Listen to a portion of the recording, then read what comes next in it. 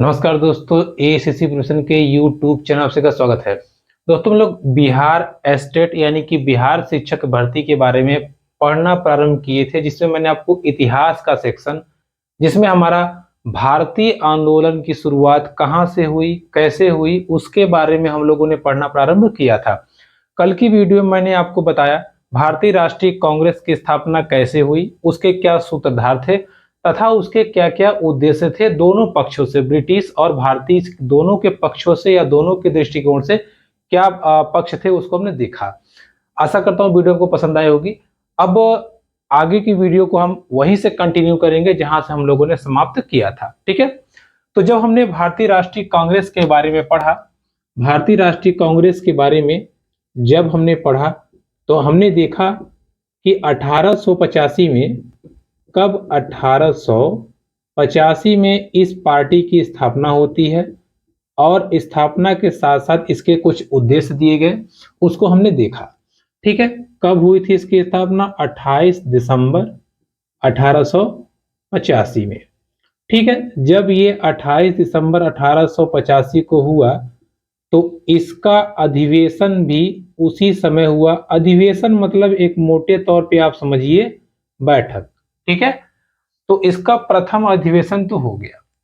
अब कांग्रेस की पार्टी जैसे जैसे आगे बढ़ेगी, आजादी के लिए ये वैसे वैसे वर्क करेगी, और जब वर्क करेगी उसी को हमें देखना होता है, उसी को हमें समझना होता है। तो उन चीजों को हम अच्छे से समझेंगे और देखेंगे। देखिए, प्रथम अधिवेशन की तो बात हो गई। प्रथम अधिवेशन में क्या हुआ था? कांग्रेस की स्थापना हुई थी।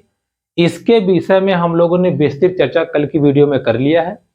अब हम देखिए, राष्ट्रीय कांग्रेस और स्वतंत्रता की लड़ाई दोनों को मिक्स करके लेके चलेंगे। ठीक है, या तो दो रास्ते हैं, या तो हम पहले पूरा अधिवेशन पढ़ लें, फिर हम आजादी के बारे में पढ़ें, फिर हमें मिला के पढ़ना पड़ेगा। तो हम एक काम करते हैं, हम दोनों को मिक्स करके चलेंगे। ठीक है, मतलब जिस अधिवेशन में जो इंपॉर्टेंट बात हुई रहेगी उसको पकड़ लेंगे, और उस समय स्वतंत्रता संबंधी जो चीजें हुई रहेंगी उसको पकड़ लेंगे और मिक्स कर देंगे, और एक कहानी के रूप में हम चीजों को सीखेंगे। ठीक है, चलिए शुरू करते हैं। देखिए, अच्छा, प्रथम अधिवेशन हो गया। प्रथम अधिवेशन में आपने सीख लिया कि WC बनर्जी अध्यक्ष थे, एओ ह्यूम क्या था, इसका सूत्रधार था। ठीक है, चलिए अब आगे बढ़ते हैं। अब बात आती है कि कितने हमें पढ़ने पड़ेंगे। अब देखिए, इसके बाद हमें पढ़ना पड़ेगा द्वितीय सेशन। ठीक है, द्वितीय सेशन कह लीजिए आप, या द्वितीय अधिवेशन। द्वितीय अधिवेशन, देखिए कांग्रेस का जो दूसरा अधिवेशन हुआ ये हुआ 1886 में। कब हुआ? 85 के बाद 86 में। और 86 में जो इसके अध्यक्ष बनाए गए वो कौन बनाए गए? दादा भाई नौरोजी। ठीक है, दादा भाई नौरोजी। इस अधिवेशन में कुछ विशेष कार्य नहीं हुआ था। देखिए, ऐसे अधिवेशन तो बहुत सारे हुए हैं, हमें सबको तो देखना है नहीं। मैंने आपको बता दिया कि दादा भाई नौरोजी इस अधिवेशन में अध्यक्ष बने थे, लेकिन द्वितीय अधिवेशन से कोई खास काम नहीं हुआ था, इसलिए इसको हम उतना ध्यान नहीं देंगे और हम आगे बढ़ेंगे। ठीक है, बस आप इतना जानते रहिए कि दादा भाई जो नौरोजी थे पारसी व्यक्ति थे, और ये पहली बार कोई पारसी व्यक्ति अध्यक्ष बना था कांग्रेस का द्वितीय अधिवेशन में। क्लियर? अब हम आगे बढ़ते हैं तृतीय अधिवेशन। अब देखिए, यहां से हमारी चीजें इंपॉर्टेंट शुरू हो जाएंगी।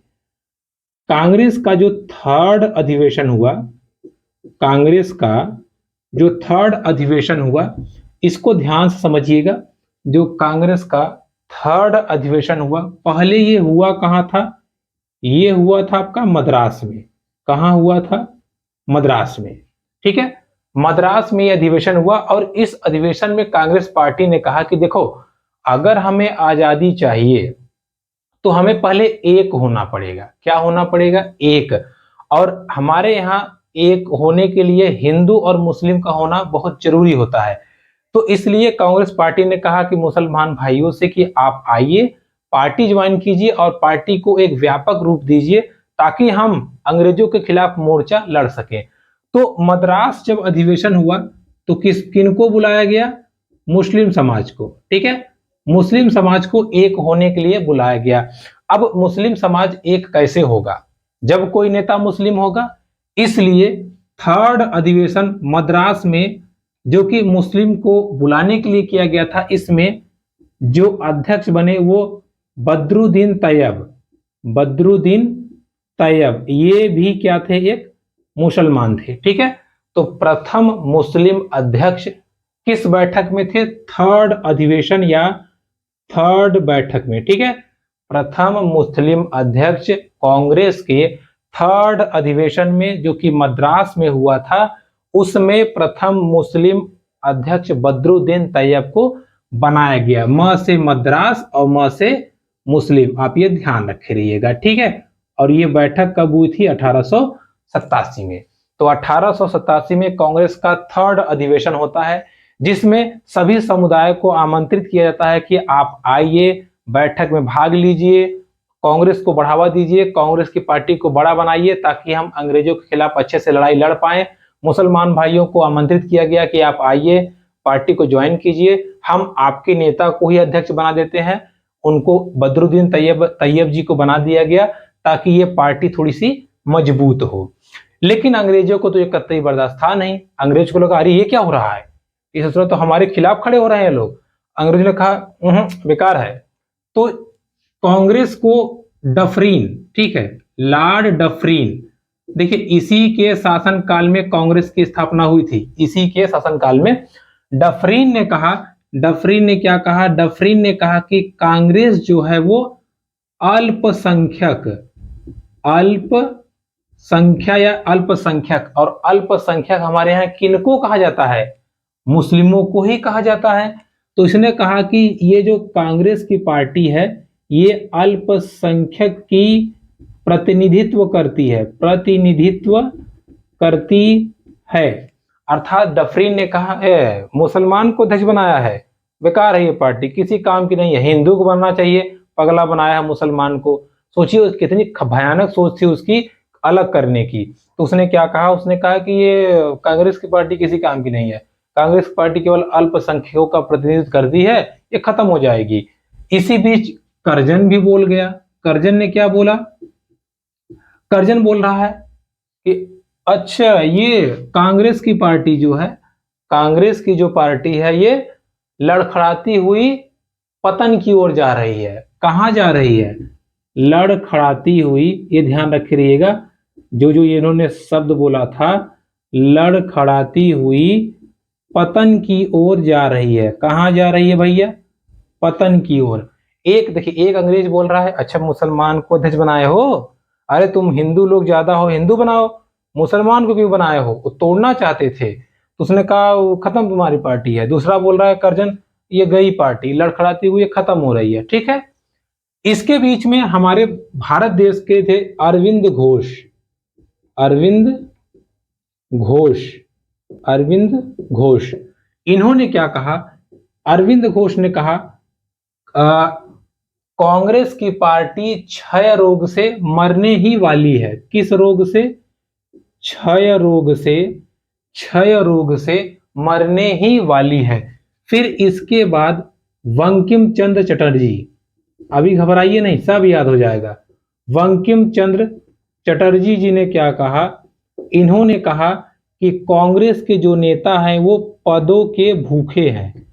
किसके भूखे हैं, पदों के भूखे हैं। ठीक है, जब 1887 में कांग्रेस ने मुस्लिम समुदाय के व्यक्ति को अध्यक्ष बनाया, बदरुद्दीन तैयब जी को, जो कांग्रेस के प्रथम मुस्लिम अध्यक्ष थे, तब अंग्रेजों ने तंज कसा, अरे ये तो अल्पसंख्यकों की पार्टी है, अल्पसंख्यकों का प्रतिनिधित्व करती है। किसने कहा, ये डफरीन ने कहा।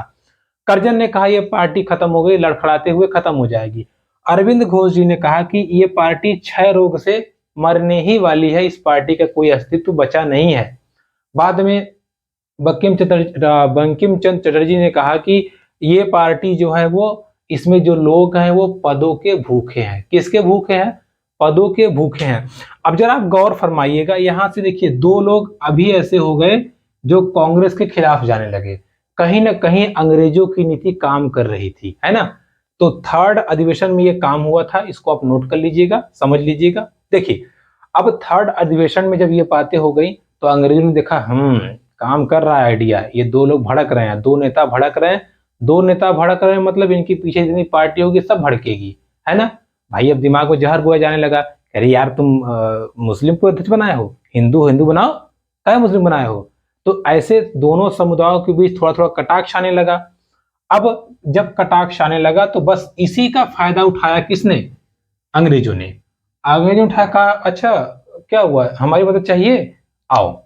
जब फोर्थ अधिवेशन हुआ, फोर्थ अधिवेशन, कांग्रेस का चौथा अधिवेशन, फोर्थ अधिवेशन कांग्रेस का चौथा अधिवेशन, जो कि कहाँ हुआ था, जो कि हुआ था इलाहाबाद में। कहाँ हुआ था भैया, इलाहाबाद में। इसमें इन लोगों ने तुरंत फायदा उठा करके जॉर्ज यूले को क्या कर दिया, अध्यक्ष बना दिया। जॉर्ज यूले को अध्यक्ष बना दिया, जो कि क्या था, प्रथम अंग्रेज था। अब आप कहेंगे एओ ह्यूम तो अंग्रेज था, लेकिन वो अध्यक्ष नहीं था, वो केवल निर्माण कराया था। जॉर्ज यूले को उन लोगों ने अध्यक्ष बना दिया धड़ाक से। इन लोगों ने कहा ऐसा है, ये लोग बट रहे हैं, फायदा उठाओ, फट से फायदा उठाओ। उन्होंने कहा हाँ ऐसा है, अब आज से कांग्रेस की पार्टी ना हिंदू ना मुस्लिम हमारी होगी, और हमारा जो जॉर्ज यूले है ये आपका अध्यक्ष होगा। लो ठीक है, बना दिया, जाओ तुम लड़ो मरो। अब देखिए इसको आप ध्यान कैसे रखेंगे। जॉर्ज में एक तरह से देखिए, जॉर्ज राज आ रहा है, राज। तो इलाहाबाद का नया नाम क्या है, इलाहाबाद का नया नाम है प्रयागराज। ठीक है, तो आप यहां से भी ध्यान रखे रहिएगा। फोर्थ अधिवेशन कहाँ हुआ था, प्रयागराज या इलाहाबाद में, जिसमें जो अध्यक्ष चुना गया था, प्रथम अंग्रेज अध्यक्ष चुना गया था, जिसका नाम क्या था, जिसका नाम था जॉर्ज यूले। ठीक है, क्या नाम था, जॉर्ज यूले। अब देखिए बात समझिएगा। अब मुद्दा ये हुआ कि जब ये अंग्रेज अध्यक्ष बन गया तो अब अंग्रेजों के दिमाग में आया कहीं इंडियंस हमसे वापस ना मांगने लगे, है ना, कहीं हमसे कहने लगे कि ये तो आप पार्टी छीन रहे हैं हमसे, पार्टी बनाया क्यों जो आप हमसे छीन रहे हैं। तो भाई अगर आपने पार्टी बनाई है और अगर आप पार्टी हमसे छीन ही रहे हैं तो आपने पार्टी बनाई क्यों है। तो अंग्रेजों ने कहा हाँ एक काम करते हैं, जितने अंग्रेज कर्मचारी थे, देखिए ध्यान समझिएगा, जितने अंग्रेज कर्मचारी थे इन्होंने क्या किया, कांग्रेस का विरोध कर दिया और कहा हम इसमें भाग नहीं लेंगे। सोचिए इनकी चाल थी। अंग्रेजों ने कहा ना ना ना, कांग्रेस का हम भाग नहीं लेंगे, ये क्या है, आप जॉर्ज यूले को बनाए अपना, यूले अकेले रहे, हम नहीं रहेंगे। तो भारतीयों को लगा हाँ यार सही है, अब अंग्रेज लोग टूट रहे हैं। सोचिए अंग्रेज लोग अपना दिमाग चला रहे थे कि हम तोड़ रहे हैं, भारतीयों को लगने लगा कि अच्छा जब अंग्रेज लोग हिस्सा नहीं ले रहे हैं तो कौनो अध्यक्ष रहे, हमें क्या दिक्कत है, पार्टी तो हमारी ही होगी, हम अपना अच्छे से रहेंगे। अंग्रेजों ने इसका तुरंत फायदा उठा लिया। फायदा क्या उठाया उन्होंने, अगला जो अधिवेशन हुआ, फिफ्थ अधिवेशन, पांचवा जो अधिवेशन हुआ, फिफ्थ अधिवेशन, उसमें भी इन्होंने, उसमें भी पांचवें अधिवेशन में भी, जो कि आपका हुआ था, ये आपका हुआ था 1888 में और ये आपका हुआ था 1889 में। इसमें इन्होंने विलियम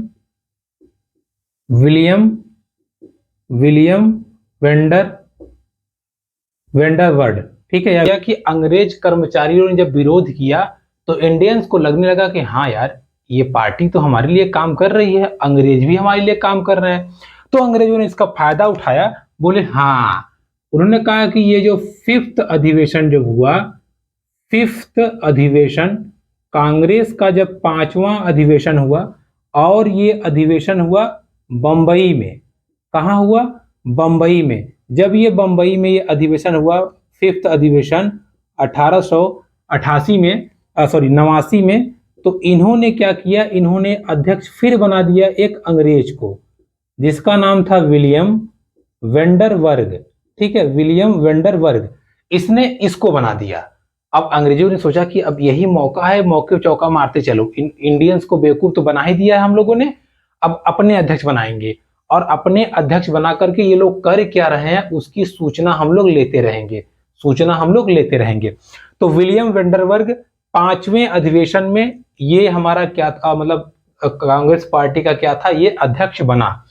अब ये जब अध्यक्ष बना, ये 2 बार रहा था, ठीक है, ध्यान रखिएगा। ऐसा अंग्रेज था जो 2 बार रहा था, एक बार भी आ गया और भी आएगा।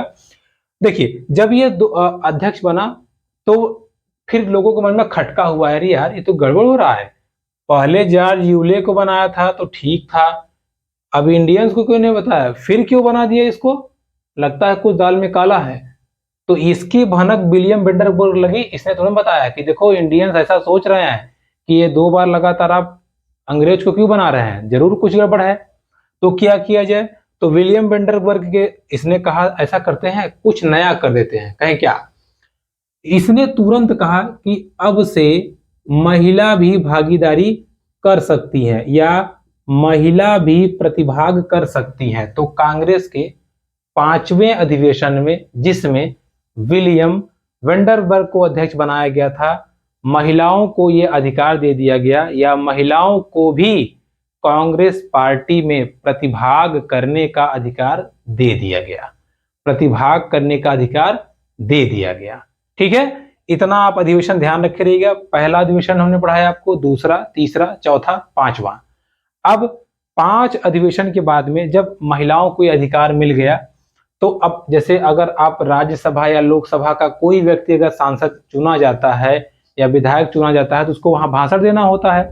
चूंकि यहाँ महिलाओं को अधिकार मिल चुका था, 5वें अधिवेशन में यह बात कही जा चुकी थी कि अब महिलाएं भी क्या करेंगी, भाग ले सकेंगी। ठीक है, भाग ले सकेंगी मतलब वो महिलाएं जो हैं वो भाषण दे सकेंगी और अन्य कार्य में भी महिलाएं अपना योगदान दे सकेंगी। ठीक है, तो चलिए हम आगे बढ़ते हैं और अपने अगले अधिवेशन के विषय में चर्चा करते हैं।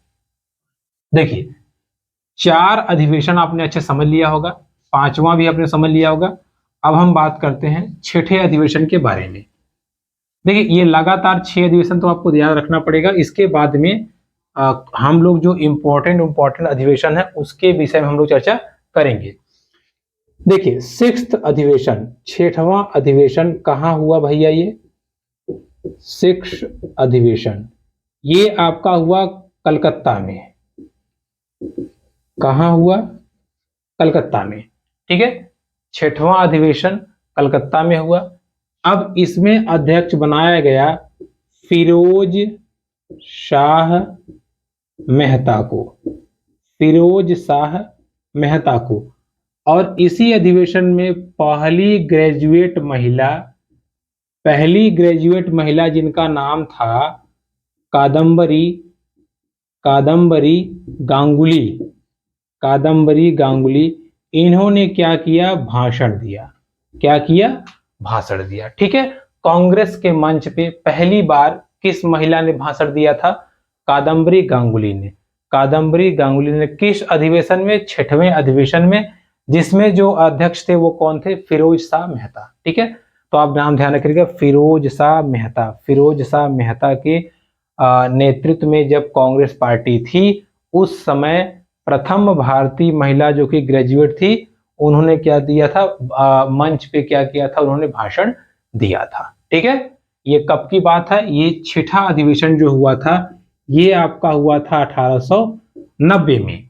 अब जरा आप ध्यान दीजिए, पहले अधिवेशन में आए हमारे कौन, व्योमेश चंद्र बनर्जी जी, दूसरे में दादा भाई नौरोजी जी, तीसरे में हमारे आ गए मुस्लिम बदरुद्दीन तैयब, चौथे में अंग्रेज, 5वें में फिर अंग्रेज, 6वें में फिर फिरोज शाह मेहता। तो अब क्या हुआ ना कि बार बार कभी अंग्रेज कभी इंडियन, कभी अंग्रेज कभी इंडियन। तो कुछ भारतीयों को लगने लगा कि ये वाकई में पार्टी करेगी कुछ नहीं, केवल लोग अपना पद बदल रहे हैं, काम कर रहे हैं। अंग्रेज लोग को जब लगता है कि पार्टी दिक्कत करेगी, अपने फायदे के लिए कुछ काम कर दे रहे हैं, और अपने लोगों को जब लगता है कुछ अच्छा काम करना चाहिए, वो अंग्रेजों की छत्रछाया में जी रहे हैं। तो इनमें से कुछ लोगों को लगने लगा, जैसे लाला लाजपत राय हो गए, बिपिन चंद्र पाल हो गए, अरविंद घोष हो गए, इन सबको लगने लगा कि ये पार्टी किसी काम की है नहीं। ठीक है, सबके मन में कहीं ना कहीं कांग्रेस को लेकर के मनमुटाव पैदा होने लगा। लेकिन उस समय हमारे यहाँ गांधी जी उपस्थित थे, तो ये पार्टी चलती रही। ठीक है, चलती रही ये पार्टी, जैसे तैसे करके ये चलती रही। ठीक है, इतना आप ध्यान रखे रहिएगा। लेकिन लोगों के मन में मनमुटाव आने लगा, लोग जगह जगह अपना अलग अलग से प्रचार करने लगे कि कांग्रेस में ये कमियां हैं, कांग्रेस को ये कमी पूरी करनी चाहिए। जब तक अंग्रेजों का प्रभुत्व रहेगा तब तक कांग्रेस एक स्वतंत्र पार्टी हो ही नहीं सकती और ना ही हमें ये किसी प्रकार की रियायत दिला सकती है। ठीक है, कांग्रेस पार्टी वही करती है जो अंग्रेज कहते हैं, या जब अंग्रेजों को लगता है कि कांग्रेस पार्टी मजबूत हो रही है, ये तुरंत अध्यक्ष को हटा के अपना काम कर देते हैं, जैसे इन्होंने जॉर्ज यूले और विलियम बर्नट को लग के किया था। ठीक है, तो ये बातें लोगों के मन में चलने लगी। इसी बीच क्या हुआ, एक बहुत ही महत्वपूर्ण घटना घट गई जिसने भारत के कह सकते हैं आपकी भारत का जो प्रभुत्व है विश्व भर में दिखाया और साथ ही साथ भारत की आजादी में भी बहुत बड़ा रोल था। घटना है आपकी 1893 की, ध्यान आप रखे रहिएगा, 1893 की घटना। हम जोड़ जोड़ के चीजों को पढ़ेंगे। हमारा कांग्रेस चल रहा है, ठीक है, कांग्रेस पैरेलल चल रहा है, लेकिन हम 1893 की घटनाओं पे एक नजर मारते हैं। देखिए हुआ क्या इसमें। 1893 में स्वामी विवेकानंद स्वामी विवेकानंद जी कहाँ गए? शिकागो गए अमेरिका में। ठीक है, कहाँ गए?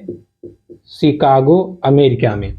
जब ये शिकागो अमेरिका गए तो इनको कहा गया कि आप कहाँ से आए हैं? इन्होंने कहा इंडिया से। तो इंडिया को उस समय बहुत नीचे माना जाता था। क्या माना था? इंडिया को बहुत नीचे देश का दर्जा दिया जाता था। क्योंकि ये संस्कृति का प्रचार करने गए थे तो इन्होंने देखा कि हमारा जो धर्म ग्रंथ है भगवत गीता, उसको सबसे नीचे रखा गया है। कहाँ रखा गया है? सबसे नीचे रखा गया है। और इनको कहा गया केवल आप 2 मिनट में अपना जो बोलना है बोलिए। तो जब स्वामी जी मंच पे आए, इन्होंने शुरुआत की कि मेरे प्यारे अमेरिकी भाइयों एवं बहनों। तो उससे पहले कोई भी नेता या कोई भी वक्तव्य या कोई भी महान व्यक्ति जो गया था, किसी ने इस प्रकार से आदर के साथ शुरुआत नहीं किया था, जिसकी वजह से इनके ऐसा बोलते ही इनका जो स्वागत हुआ, इनके शब्दों का जो स्वागत हुआ तालियों की गड़गड़ाहट के साथ हुआ। और इन्होंने जब तक भाषण दिया लोग ध्यान से सुनते रहे, यहां तक कि लोग पास आते गए और ये अपने कुर्सी से पीछे होते गए। और ऐसा कहा जाता है कि ये भाषण देने के दौरान ये पंडाल से लोगों को बाहर तक खींच लाए थे। ठीक है, यानी कि कहने का अर्थ ये है, इतना जबरदस्त इन्होंने भाषण दिया कि भारत की संस्कृति का डंका पूरे यूरोप में बजने लगा। ठीक है, इन्होंने कहा कि ये जितने भी धर्म ग्रंथ हैं, विश्व के जितने धर्म ग्रंथ हैं, वे भगवत गीता के ऊपर रखे गए हैं, क्योंकि भगवत गीता या भारतीय संस्कृति ही एकमात्र ऐसी संस्कृति है पूरे विश्व में जो सभी संस्कृतियों का भार उठा सकती है। ठीक है, इतनी बड़ी बात इन्होंने कह दी। कौन? स्वामी विवेकानंद जी ने, जो 1893 में भारत से कहां गए थे? अमेरिका। एक घटना और घटती है 1893 में। क्या घटना घटती है? घटना घटती है कि महात्मा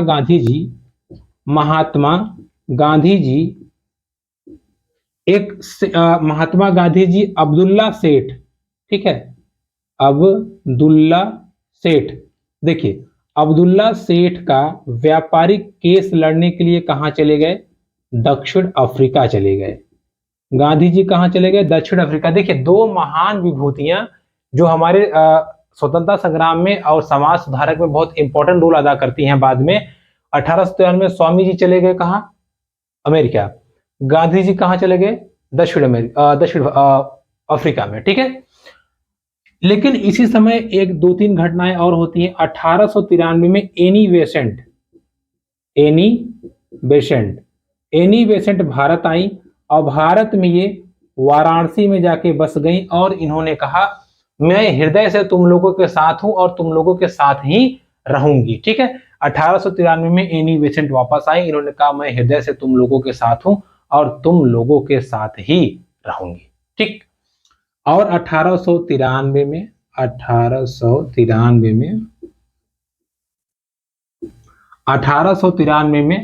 देखिए 1893 में एक घटना छोटी सी और हुई थी, उसको हम जरा देख लेते हैं 2 मिनट। देखिए 1893 में कौन था भाई? हाँ, योगराज अरविंद घोष। ठीक है, अरविंद घोष भी ये 14 साल बाद भारत आए और इन्होंने न्यू लैंप फॉर ओल्ड ये पुस्तिका प्रकाशित की। किसने भैया? अरविंद घोष ने। ठीक है, अरविंद घोष ये 14 साल बाद भारत वापस आए और इन्होंने new lamp for old, new lamp for old, new lamp for old, ठीक है, इस पुस्तिका को इन्होंने प्रकाशित किया। तो इस प्रकार आप देखेंगे 1893 में 4 महत्वपूर्ण घटनाएं होती हैं। 2 महान व्यक्ति स्वामी विवेकानंद जी अमेरिका और महात्मा गांधी जी साउथ अफ्रीका अब्दुल्ला सेठ का केस लड़ने के लिए बाहर जाते हैं, और 2 महान व्यक्ति अरविंद घोष और एनी बेसेंट जी भारत आती हैं। ठीक है, ये आप ध्यान रखिएगा, आयरिश महिला थी ये, ठीक, भारत आती हैं। तो 1893 की ये घटनाएं थी। अब देखिए 1893 की घटना के दौरान या इसके बाद में लोगों के मन में मनमुटाव प्रारंभ हो गया कांग्रेस को लेकर के। मैंने आपको पहले ही बताया कि लोग अब अपनी अलग अलग विचारधारा को रखने लगे थे। कोई कहता था कि नहीं नहीं ये चीज होना अच्छा है, कोई कहता नहीं नहीं ये चीज अच्छा होना है। तो लोगों के मन में कहीं ना कहीं ये आने लगा था कि कांग्रेस मजा नहीं आ रहा है, कांग्रेस ऐसे कुछ कर नहीं पाएगी, ठीक है, और ये मात्र अंग्रेजों की कठपुतली बन के रह जाएगी। इसी दौरान हम पढ़ेंगे कांग्रेस का 12th अधिवेशन यानी कि 12वां अधिवेशन। अब आप कहेंगे 7, 8, 9, 10 कहाँ गया, तो उनमें कुछ खास काम नहीं हुआ था इसलिए हम उसको छोड़ देंगे। 12वां अधिवेशन जो है वो रहीमतुल्ला सयानी, ठीक है, इसके अध्यक्ष कौन थे, रहीमतुल्ला सयानी। और देखिए इसी अधिवेशन में भारत का राष्ट्रीय गीत वंदे मातरम पहली बार गाया गया। पहली बार क्या किया गया, गाया गया। और जैसे आपको नाम से लगता है वंदे मातरम मतलब जोश वाला गीत था, और जैसे ही गीत बना लोगों ने इसको तो नारा बना लिया। अब लोगों को लगने लगा नहीं कांग्रेस जाए भाड़ में, लेकिन हम अंग्रेजों को मार के जूता से मार के भगा के हम आजादी ले लेंगे। अर्थात अब यहां से 96 से धीरे धीरे कुछ व्यक्तियों का कांग्रेस से भरोसा उठने लगा, और कुछ व्यक्तियों का कांग्रेस पे भरोसा अभी भी बना था। लोगों को लगता था कि अंग्रेजों को हम किसी न किसी तरीके से, साम्य तरीके से, सरल तरीके से, अहिंसा करके हम उनको आजादी के मार्ग पे, या कह सकते हैं अपनी बात मनवा सकते हैं। वहीं कुछ लोगों को लगता था नहीं नहीं नहीं ऐसा नहीं होगा, ये लोग कभी मानेंगे, कुत्ते के दुम है, कभी सीधा नहीं होगा, ठीक है, पाइप में रखे रहेंगे सीधा हो जाएगा, पाइप हटा देंगे फिर टेढ़ा हो जाएगा, ठीक। अर्थात रहीमतुल्ला सयानी जो अध्यक्ष थे 12वें अधिवेशन में, इनके जब नेतृत्व में आया तो वंदे मातरम गीत लिखा गया, जिसको बंकिम चंद्र चट्टोपाध्याय जी ने लिखा है। जो आपका ये वंदे मातरम है इसके विषय में हम लोग आगे पढ़ेंगे, ठीक है, ये आप ध्यान रखे रहिएगा। अब इस सेशन में ये जो आपकी बैठक हुई थी, चेयरमैन तो मैंने आपको बता दिया। ये बैठक जो है आपकी हुई थी कलकत्ता में। देखिए इसको कैसे ध्यान रखेंगे, ध्यान समझिएगा, हम चीजों को कैसे समझेंगे। देखिए वंदे मातरम माता, और हमारे यहाँ माता दुर्गा को बहुत मान दिया जाता है, और दुर्गा माता की प्रतिमा सबसे अच्छा कहाँ लगाई जाती है, कोलकाता में, ठीक है। तो ये भी आप ध्यान रखे रहेगा। 12वां अधिवेशन कहाँ हुआ, कलकत्ता में हुआ, जिसमें रहीमतुल्ला सयानी जी अध्यक्ष बने, और इसी अधिवेशन में वंदे मातरम गीत पहली बार गाया गया, और ये आगे चल के भारत का राष्ट्रीय गीत बन के उभरा, ठीक है, ध्यान रहेगा। देखिए इसी अधिवेशन के दौरान ड्रेन ऑफ वेल्थ,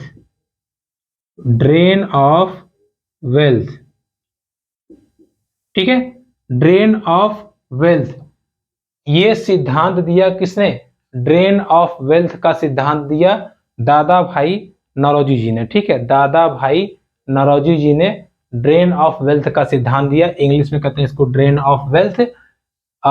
ये सिद्धांत किसने दिया, दादा भाई नौरोजी ने। इसी सेशन में, या आप कह सकते हैं कि इसी बैठक में धन का निष्कासन सिद्धांत, ठीक है, धन का निष्कासन या मुद्रा का निष्कासन सिद्धांत, ठीक, हिंदी नाम होगा मुद्रा का निष्कासन सिद्धांत किसने दिया, दादा भाई नौरोजी जी ने। बहुत अच्छा सिद्धांत है ये, इसको ध्यान रखे रहिएगा।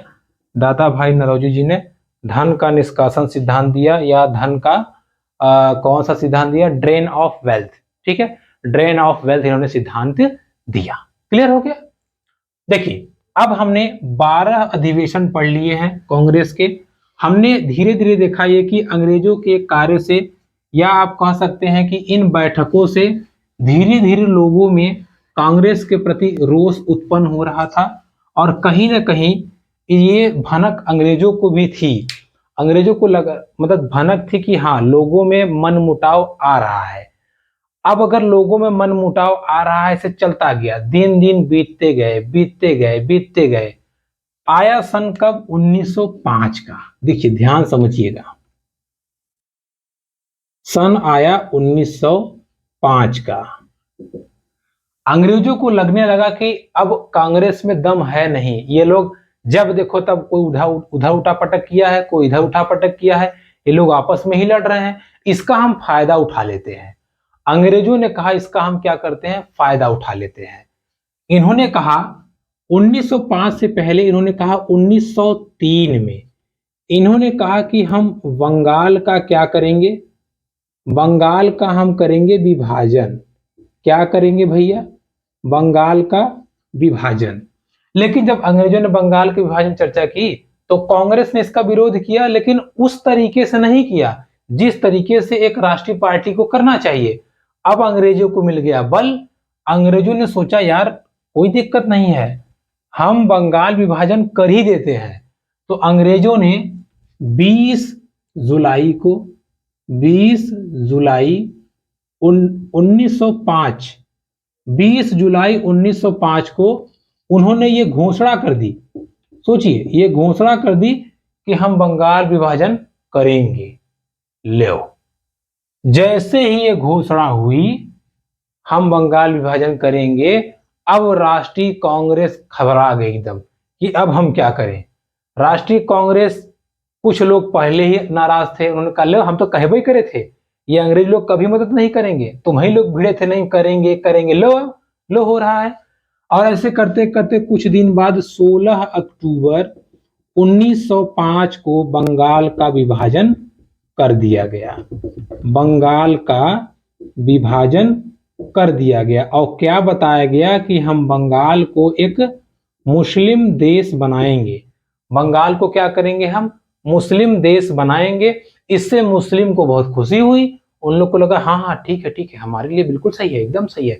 अभी देखिएगा आगे और भी घटनाएं होंगी इसी को लेकर के। बस आप इतना समझिए, बंगाल विभाजन से मुसलमान खुश थे। क्योंकि देखिए कुछ मुसलमान, सब नहीं, क्योंकि उन्होंने कहा कि बंगाल जो है, बंगाल का जो हिस्सा है इसको हम बांटेंगे, 2 भागों में बांटेंगे, एक अधिक मुस्लिम वाला, एक कम मुस्लिम वाला। तो जो अधिक मुस्लिम वाले इलाके थे वहां के मुस्लिम खुश हो गए कि हाँ अंग्रेजों ने अच्छा काम किया, हमारे लिए काम कर रहे हैं ये लोग। लेकिन बंगाल विभाजन से क्या हो गया कि उसी समय कांग्रेस का जो अधिवेशन था वो कहां हो रहा था, बनारस में। कहां हो रहा था, बनारस में। बनारस में कांग्रेस का अधिवेशन हो रहा था 1905 का। इस समय जी यानी कि इनका नाम था गोपाल कृष्ण गोखले। ठीक है, गोपाल कृष्ण गोखले, गोपाल कृष्ण गोखले। ठीक है, गोपाल कृष्ण गोखले के नेतृत्व में 1905 में कांग्रेस का अधिवेशन होता है और तुरंत मीटिंग बुलाई जाती है कि नहीं ये गड़बड़ हो रहा है, ये होना नहीं चाहिए, अब हम क्या करें। इन्होंने मीटिंग बुलाई, मीटिंग में सभी नेताओं से आह्वान किया कि जल्दी जल्दी कुछ किया जाए, नहीं तो बंगाल का विभाजन ये लोग करके नहीं मानेंगे। लेकिन अंग्रेजों में जो जल्दबाजी थी, उन्होंने फटाक से बंगाल का विभाजन कर दिया। और अब देखिए, अंग्रेज लोग बंगाल का विभाजन क्यों ना करें, कर्जा खाए हैं क्या कांग्रेस का, नहीं करेंगे। कांग्रेस को तो वही बनाए थे, कर्जा तो खाए नहीं है। इसलिए लॉर्ड कर्जन ने बंगाल का विभाजन कर दिया।